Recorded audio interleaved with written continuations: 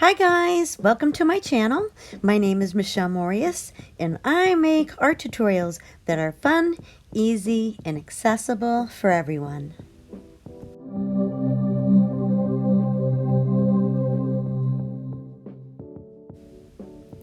Today we're going to be talking about tips and tricks to improve your drawings right now. So let's get right into the video. Have you ever gotten really frustrated with your drawing and couldn't figure out what was going on and just couldn't get it right, couldn't get your details and couldn't get everything down the way you wanted to get it down? It might have been because you picked the wrong image for your reference. You want to pick an image that has really good lighting, has high contrast, so has some good shadows, some good highlights, and all of your values in between. So you want to make sure that when you're picking your reference image, you pick something that has all of those features. Now you can use some free reference image sites which are royalty free and free to use in your work, that you won't get any copyright strikes or get in trouble with any merchandising or anything like that. You can use Pixabay, Unsplash, Pexels, or you can search Creative Commons on your computer for whatever the subject matter is that you're looking for. You hit usage rights and then hit Creative Commons. All those reference images are free to use and free to manipulate, and you won't have any troubles with copying someone's work. So once you've decided on your reference image and you know what you're going to draw, the next thing to do is to decide on what medium you're going to use. Are you going to use colored pencils, watercolor, acrylics, whatever that medium is? You want to make sure that you decide also what techniques you're going to use in that drawing with that medium. So if you're going to use colored pencils, are you going to use OMS, odorless mineral spirits? Are you going to use the burnishing method? Are you going to use colorless blenders? If you're going to use watercolor, are you going to use some techniques like, are you going to use salt, or are you going to use cling film? All these things should be decided before you actually sit down and draw, so that you have a good plan of attack for getting the most realistic drawing that you possibly can. The next thing you have to consider is you need to pick the right paper that's suitable for your project.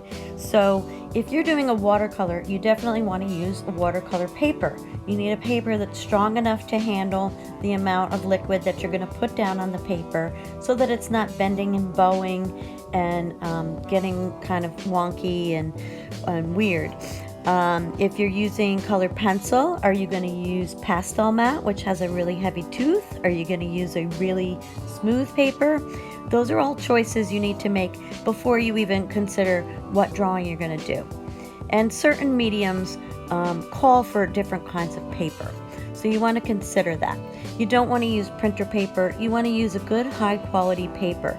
This will improve your drawings tremendously, and you won't have any trouble if you need to erase or put down a ton of layers. You're going to use a good high quality paper and you shouldn't have any problems. But it's really important for the finished effect, and you'll see if you've been using some cheaper materials, if you use a really good high quality paper, your end result will be so much better.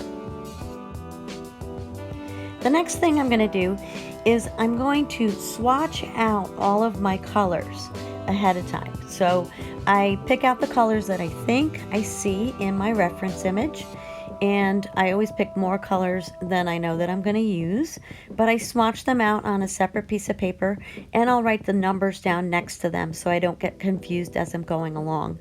A lot of times, like with markers, the barrel of the marker is not indicative of the color that comes out of it, so you really want to swatch those out ahead of time so you pick the right color tones and you have them readily available to you. I do this with my color pencils as well. Now, if you're doing like ink tints, the barrel of the pencil and the look of the lead in the pencil does not come out at all the way that looks. So you definitely want to swatch all those things out ahead of time. Sometimes I'll even draw like a little part of the drawing and use some of those colors that I've picked out just to see how it's going to come out and how everything's going to blend together. So that's really important to do, to have a good plan of attack and have everything readily available, so you don't have to keep going in your set digging for more and more colors. You'll have everything right next to you.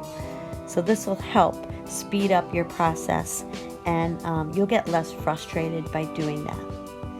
Now the other thing you want to do is you want to have really sharp pencils. If you're using color pencils, or you're using watercolor pencils or Inktense pencils, you want to have some really sharp tools to your advantage.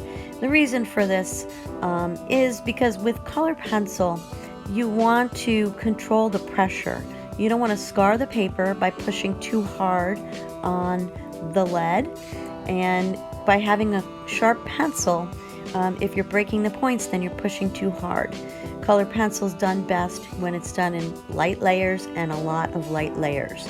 And this, it goes for any of those pencils that you're going to use, even with graphite or with watercolor pencils.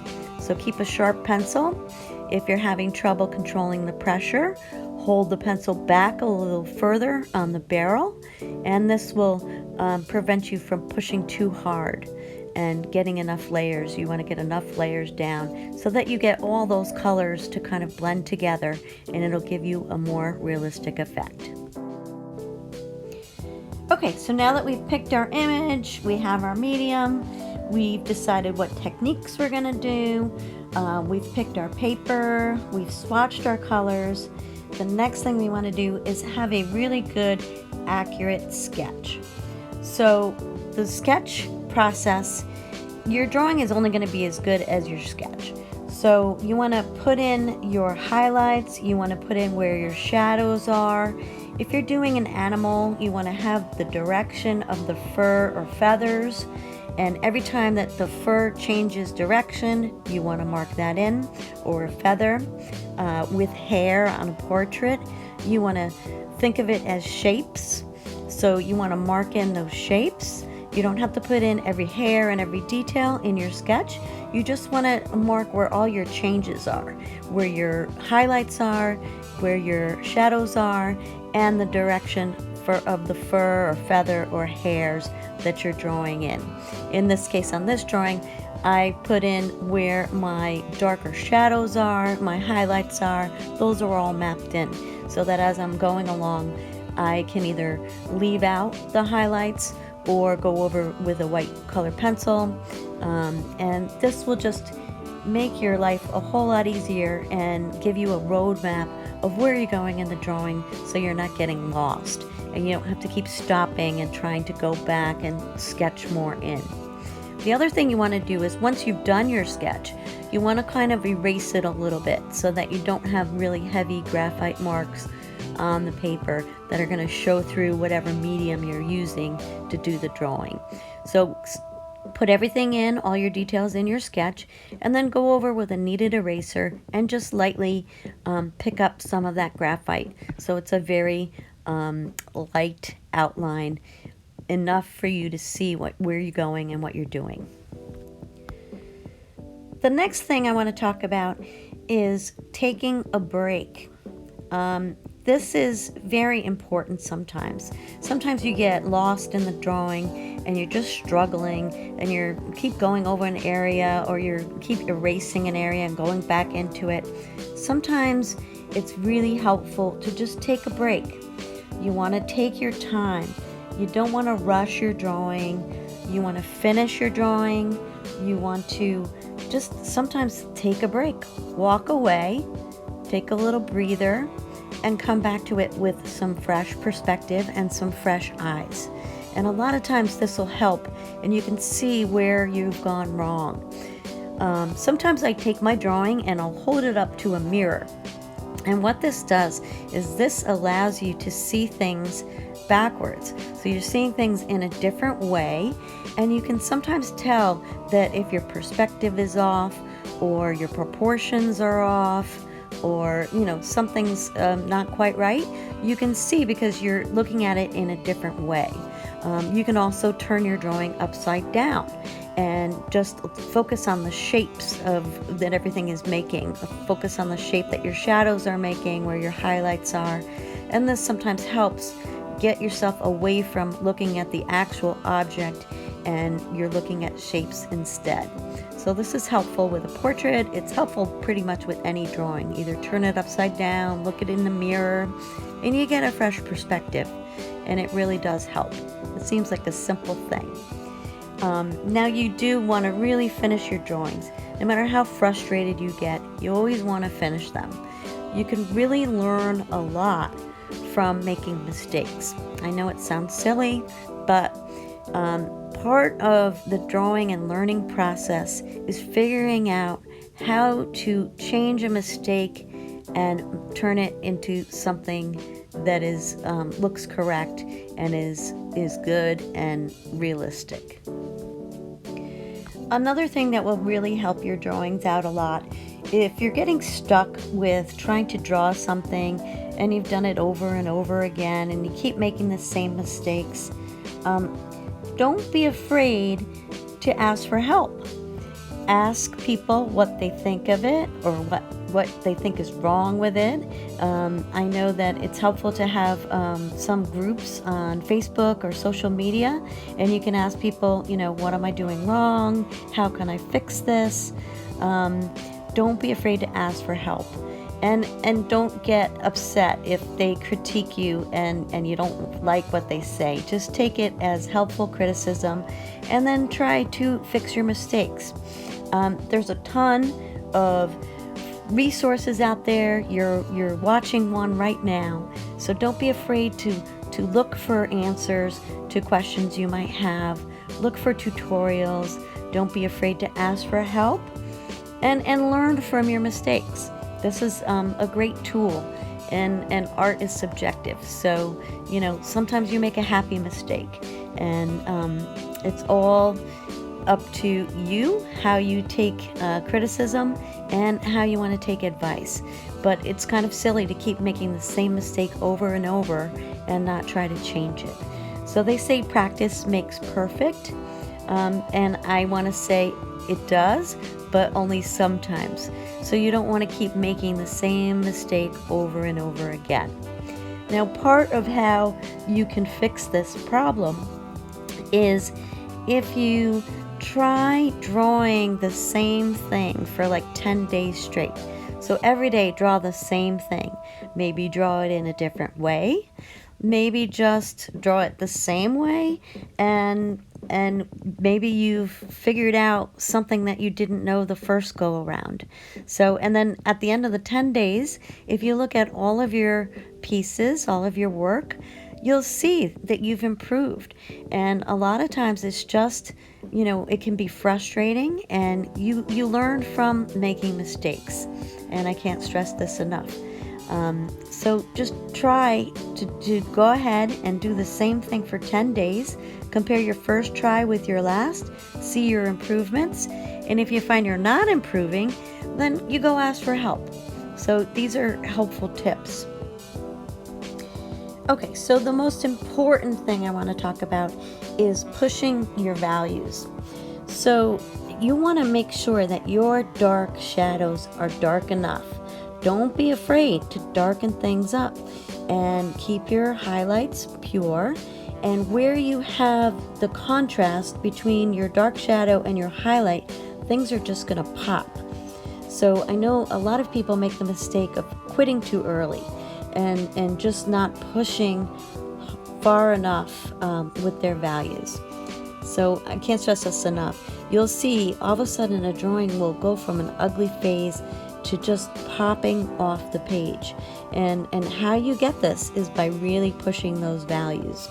So you'll see I keep going over and over and over on this particular drawing, and I'm going to keep pushing my shadows, and I'm going to accentuate my highlights, and things just start really popping and looking really realistic. So you want to make sure you get those values down, and really don't stop too early. Keep going. So if you would have stopped 15 minutes ago, give it another 15 minutes and you'll just see it just starts to really come alive and look really realistic.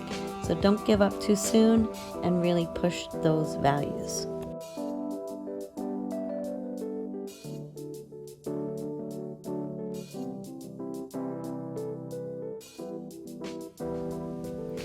I want to talk a little bit about mixing mediums.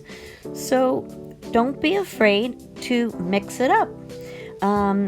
If you want to try using a Copic marker underpainting and doing color pencil on top, this is a great way to speed up your color pencil drawings, and it's pretty satisfying because when you do a Copic marker underpainting, things really come together really quickly, and when you have a good map to go with, it makes it more enjoyable sometimes.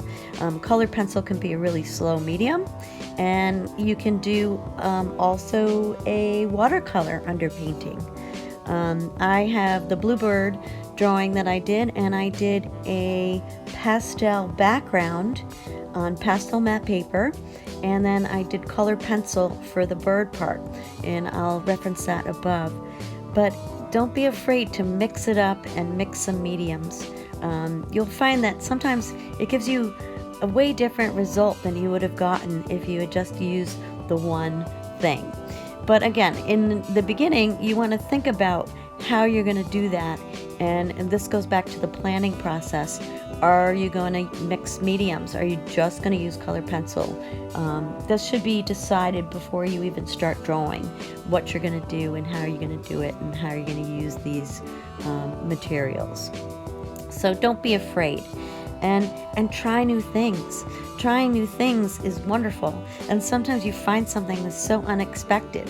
I had never did a pastel painting before, and I tried pastels and I absolutely love them, and they come together quickly, and you can go over with tons of layers, and it's just a whole different ball game. So try new things and you might find something that you love. And if you find something that's difficult, read up about it.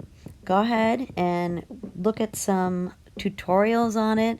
Try to soak up as much information about the new medium that you can, and then just go for it. And you really learn a lot by just going ahead and trying new things. It's such a great and satisfying thing. You might hate something or you might really love it. So don't be afraid. Try new things, mix mediums, just go for it. And lastly, you want to draw every day. Just draw something, even if it's a doodle. Have a sketchbook. And this goes back to trying something, the same thing for 10 days straight. Do that in a sketchbook. While you're watching TV or laying in bed and you're instead of being on your phone, just draw something. And this will tremendously help your skill, build your skills, and give you the confidence to just go ahead and attack a drawing. And I hope that you've taken my advice. I hope you try some of these things and it gives you some success. If you found my tutorials helpful, please give me a thumbs up, subscribe to my channel, and leave me a comment. I would really appreciate it. We work really hard doing this and these tutorials for you, and I would love to hear from you guys. It makes my heart happy. So I want to thank you so much for joining me. Check out my other videos, and happy art.